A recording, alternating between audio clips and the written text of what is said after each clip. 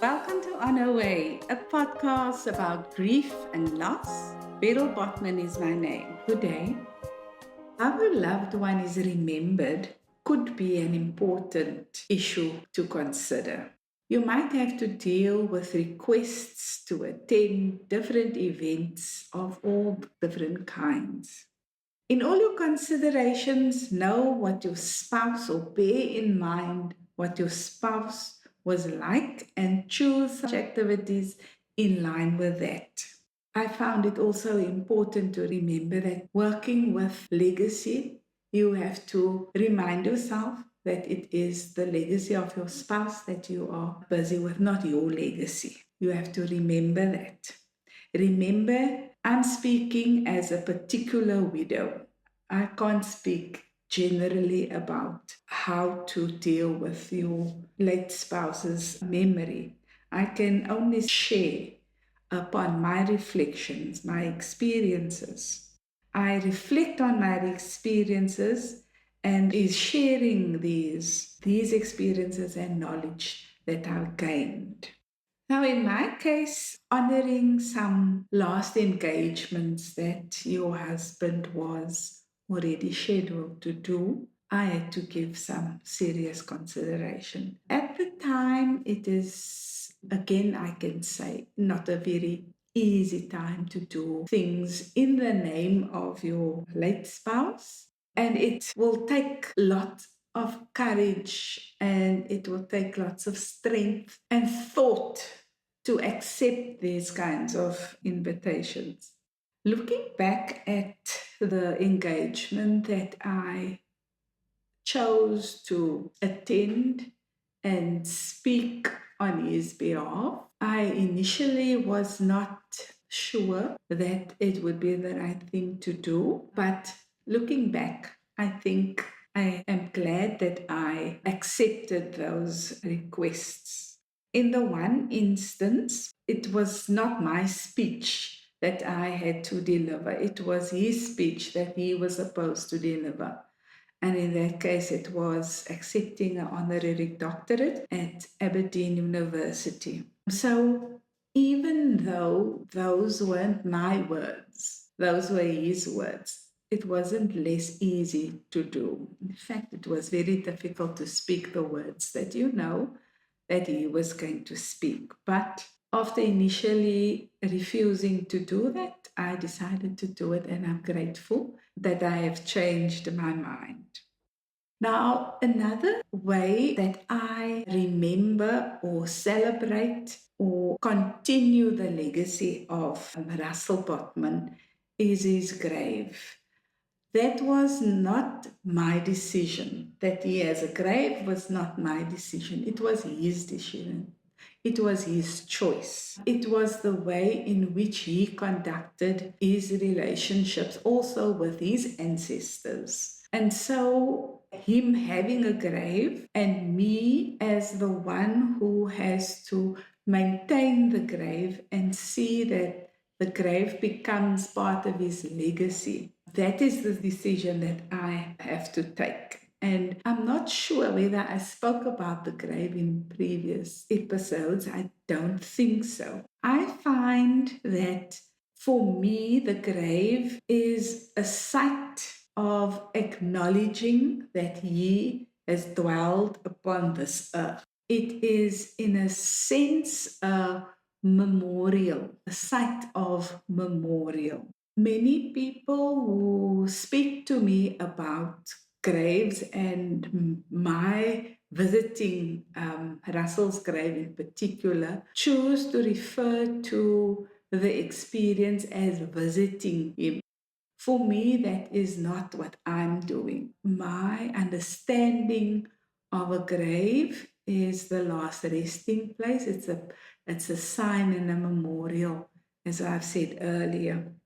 This is where I visit with regular intervals to, in that way, call him to memory, but also to make sure that that sign of memory is in good condition, is maintained, and it shows that he is remembered. Not only the grave, but the signs that you leave there. I take flowers, other people take stones. You do the rituals that you are accustomed to, but it shows that there are people who still remember and honor your last resting place.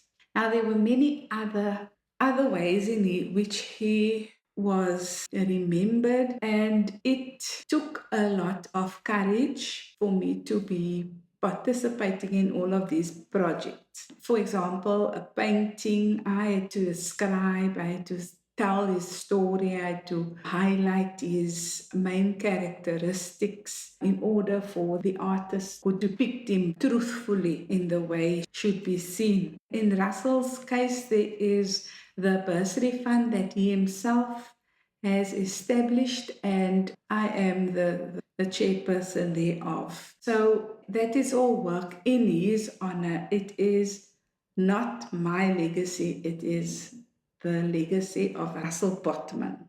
Along with that, there is an annual memorial lecture.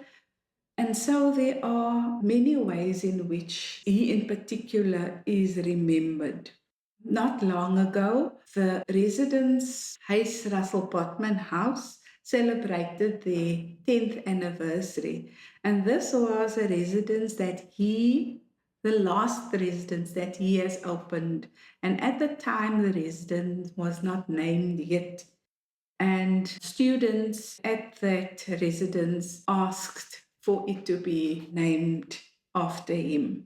And so, in that way, his legacy is also celebrated. And in that, I also am gladly participating. At his previous places of work, like the University of the Western Cape, he also was honored, and so many other groupings at the university and in the town of Stellenbosch thought of different ways in which to commemorate and celebrate the legacy of Russell Botman. Looking back at all these requests in which I was asked to participate, most of them I am honored and I am happy that I did, but I do think there were some of them that I at the time didn't really think I wanted to do, but I at the time thought I'd rather do it. And now that I think about it, I might just have gone with my gut feeling and not attended and said I'm not available for that. But in hindsight, it doesn't hurt anybody. As long as it doesn't hurt anybody, I think giving expression to other people's grief, and if you are invited to participate in that, then maybe it's okay. So I think, generally speaking, I am glad and I am grateful that I had the opportunity to be part of a variety of ways in which he is celebrated and his legacy is taken forward. And then another important place where I think I commemorate him is my own home, the home in which I live. After his passing, I am now at the third place of residence that I'm living. And with each place, it becomes different. It becomes less as well, in a sense that in the beginning, I was surrounded by, let's call it, memorabilia of Russell. When I moved to the second home, they were still there. And now in my third home, he is still there, but he is more part of my home than me being part of his home, if I make myself clear. But it is for me important that there are signs and reminders of him being in my life, and at the same time, me being able to live with that, to live with the memory and making that memory part of my life and part of my point of reference. Making all these choices are difficult in the moment, that you have to take it, especially those very, very soon after the passing of your spouse. But it is, now that I think about it and reflect upon it, the question is how or who do you please? Do you please yourself only, or do you please others who also want to include you? Another question that I dealt with was how do you get done what you would like to see happening? And for me, the important part is that I very early on decided that it is not only my responsibility to further his legacy or establish a legacy, it was in conjunction with others that I also became aware of different ways in which his legacy can be taken forward. I had to appreciate the accolades and the celebrations that people do in his name, in his honor, and in his memory. And I know it is very difficult, not only for me, but for those people who come to me with those ideas. It is also for them difficult to deal with his memory while they are grieving.